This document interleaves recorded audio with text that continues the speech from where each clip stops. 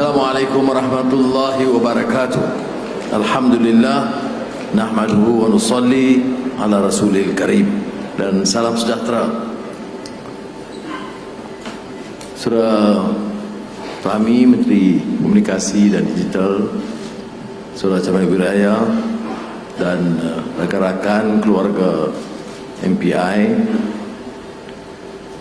wakil-wakil Timbalan Menteri, wakil-wakil Petronas dan media, hampir semua media yang sini ada saya lihat tadi. Saya ucap terima kasih dan penghargaan tinggi kepada Camil kerana memberi kesempatan kepada saya untuk bersama dalam Malam Wartawan Malaysia. Dan saya tahu sebab dia undang saya berucap awal supaya pendek kerana semua kita lapar. I will say that we look forward more to the dinner than the speech. Walaupun saya rasa usaha ini sudah berterusan selama beberapa dasawarsa, itu memberi kesempatan pendedahan kepada warga media, terutama generasi kedua, mempersiapkan diri dan mengangkat mutu, integriti media. Tapi seperti mana yang disebut oleh Saudara Camat Wiraya tadi, MPI dapat melaksanakan ini kerana dukungan penuh daripada Petronas dan yang diwakili oleh Liza pada malam ini. Dan saya juga mengucap terima kasih supaya dengan dukungan mereka dia kurangkan beban Kementerian Keuangan. Dan seperti mana saya dah belajar dalam kerajaan ni, tidak ada jamuan yang percuma. Jadi dari risikan-risikan Jamil melalui Rozaid, dia kata okey, semua okey, jangan kita membebankan, cuma biasalah ada kurang sedikit saja. Jadi saya dulu segala RM100,000 untuk tahun ini dan berikutnya. Satu pelajaran yang patut kita ketahui ialah apa-apa juga sumbangan kita tidak boleh melebihi Petronas.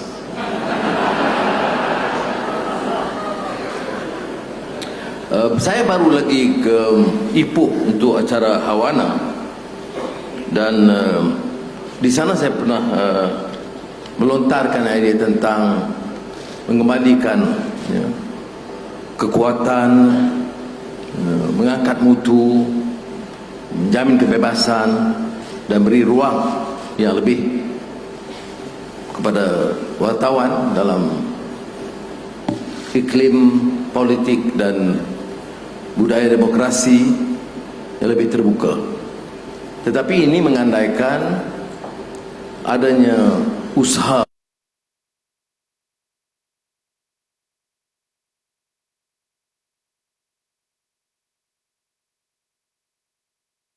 dipimpin oleh kelompok yang lebih senior dan berpengalaman untuk memberikan latihan dan pendedahan cukup kepada keluarga dan warga wartawan, terutama di kalangan lebih muda. Kebebasan dan demokrasi itu hanya dapat dimaknai sekiranya ada wacana yang segar, suatu reason discourse. Kalau tidak, ia boleh diheret dalam suatu wacana yang mungkin menimbulkan permasalahan. Saya tidak fikir wajar untuk saya menekankan permasalahannya, kerana yang utama adalah untuk mengangkat semula keupayaan kita dalam sebuah negara demokrasi, dalam suatu budaya yang lain yang kami usahakan dalam memaknai madani dalam kerajaan perpaduan.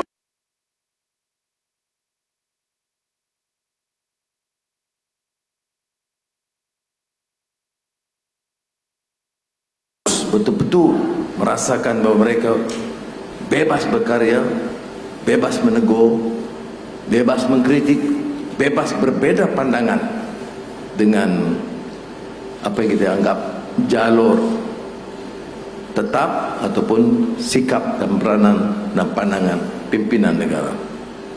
Sebab itu saya masih tuntas dengan pandangan bahawa tugas wartawan itu tidak hanya melapor, tetapi juga memimpin, menjadi pendorong idea. Tidak boleh kita lapor tanpa nilai.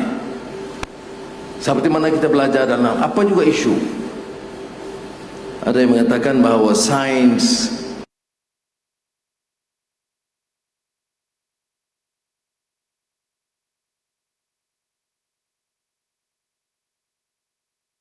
sosial dan kemasyarakatan dan tata kelola kenegaraan itu semua harus diteraskan nilai.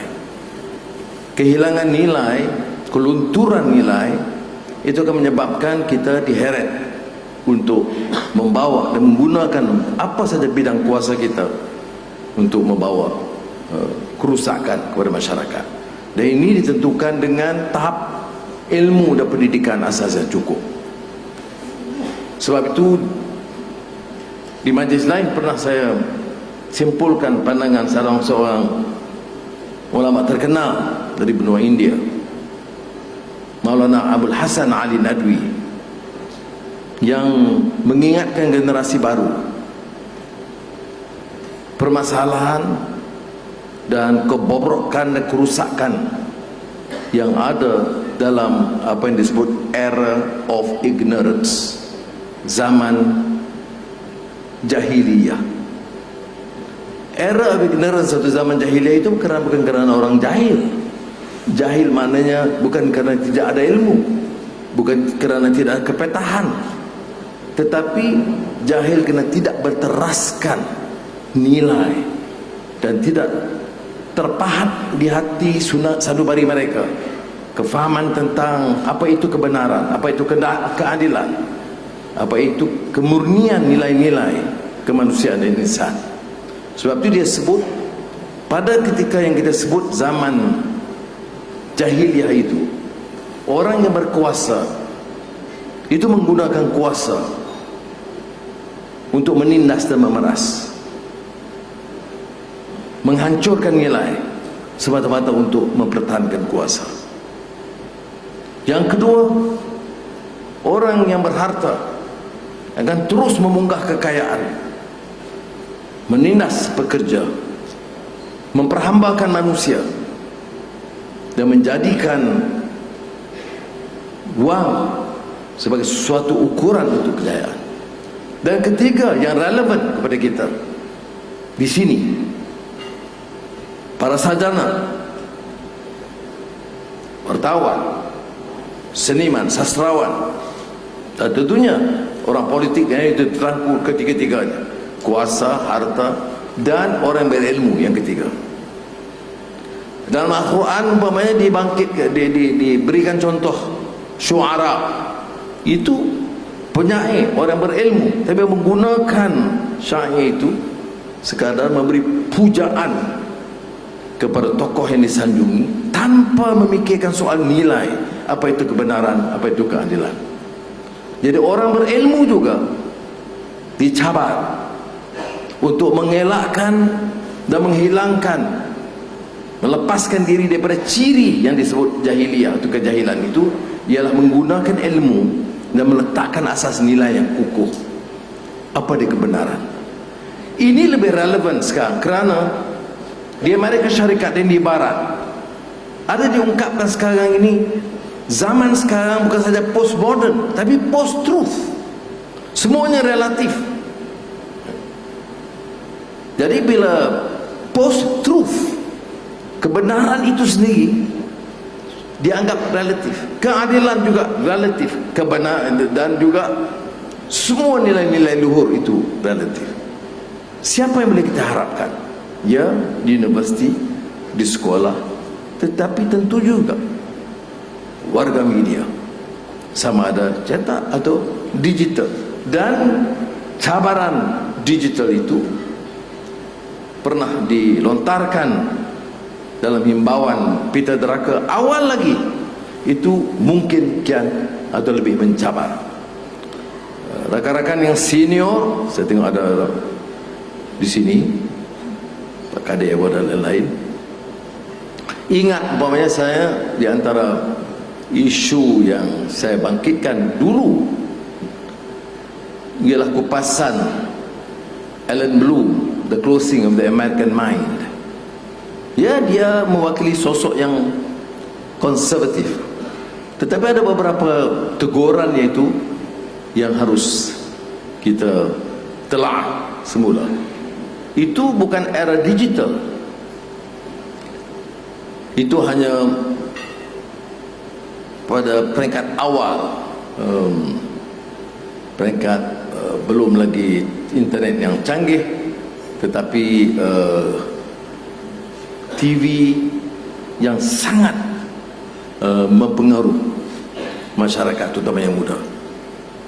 Jadi 90-an mengikut Alan Bloom, The Closing of the American Mind, kita lihat mulai bibit-bibit kelenturan minat generasi muda dalam menimba ilmu sebagai dalam bidang untuk dikuasai dengan minat, dan minat membaca itu kian berkurangan. Bukan fenomena baru digital.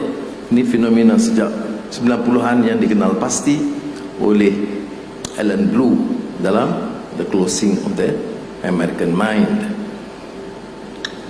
Dan sekarang tentu lebih serius. Dan kerana kurangnya minat membaca, terutama dengan generasi muda, maka isu-isu pokok, isu-isu dasar yang dikata fundamentals, isu-isu yang dianggap tonggak dalam keyakinan, sama dalam akidah atau dalam akhlak atau dalam syakhsiah atau kepribadian, itu semua dipinggirkan. Apalagi isu-isu tentang tata kelola, good governance dan nilai kemanusiaan itu. Kerana ketiadaan kefahaman yang mendalam inilah yang menyebabkan dunia umumnya terheret. Sudah ingat umpamanya di antara sarjana dan pemikir Amerika yang dikenali kerana mengedit encyclopedia, the great book series Amerika, Mortimer Adler, itu dia mengupas dengan lebih lanjut, mengatakan bahawa keengganan untuk menggali dan membaca, apatah lagi menggali khazanah lama, menyebabkan generasi baru ini terputus dengan sejarah dan budaya mereka. Tiada sebabnya kerana membaca, di kalangan yang membaca dalam bidang yang sangat terbatas, dalam bidang pengkhususan atau specialization mereka. Jadi bagi Mortimer Adler, mengupas agak lebih mendalam dari Alan Bloom tadi, menyatakan bahawa bukan saja kehilangan minat membaca, andai kata membaca sekalipun tidak berupaya mendalami dan telah mengenepikan khazanah ilmu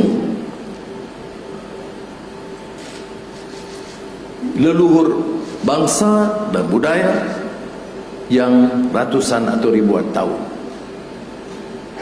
Saudara, saya sengaja lontarkan hal-hal ini kerana saya merasakan ini suatu cabaran yang mesti kita tangani segera dengan cara pintar. Harus ada kesedaran bersama untuk mencari jalan, mengajak anak-anak muda, walaupun dipilih itu hanya dunia digital, tetapi tidak hanya dengan tertumpu kepada suatu bidang dan skop yang sangat terbatas, sehingga saya juga dinasihat oleh tim saya, bukan Rozaid, dia belum, yang mengatakan tak perlu, bagi hanya 2 minit sampaikan, ya. Tapi sudah tahu, walaupun ini jalur yang terpaksa kita gunakan, tapi ini ada bahayanya. Tidak ada kebenaran yang boleh dan mampu disampaikan dalam 2 minit, ya. Harus tidak ada keupayaan kita untuk mengangkat kefahaman generasi kita tanpa critical mind, tanpa pemikiran yang kritis. Mencari kebenaran itu mendengar satu pandangan dan mendengar pandangan ulasannya. Kalau tidak, kita akan menjadi mangsal kepada sikap yang jalur keras atau melampau, atau penyanggap-penyanggap politik yang akan menggunakan idea dan pandangan yang hanya boleh menghasut ataupun mencungkil bukan minat tetapi kemarahan, dengan mempertahankan ciri-ciri kejahilan yang disebutkan tadi. Kita tidak ada pilihan. Dan ini saya mohon kerjasama dan merayu kepada saudara keluarga wartawan ini untuk terus berusaha mempertahankan nilai dan mengajak rakyat untuk memberikan lebih membaca, menimba ilmu. Menimba ilmu, kalau Sayyidina Ali bin Abi Talib radhiyallahu anhu, dia kata lazzatul ma'rifah. Sampai makam itu tinggi sikit lah, iaitu mencinta ilmu itu sebagai sesuatu yang lazat, yang melazatkan. Itu mencintai ilmu.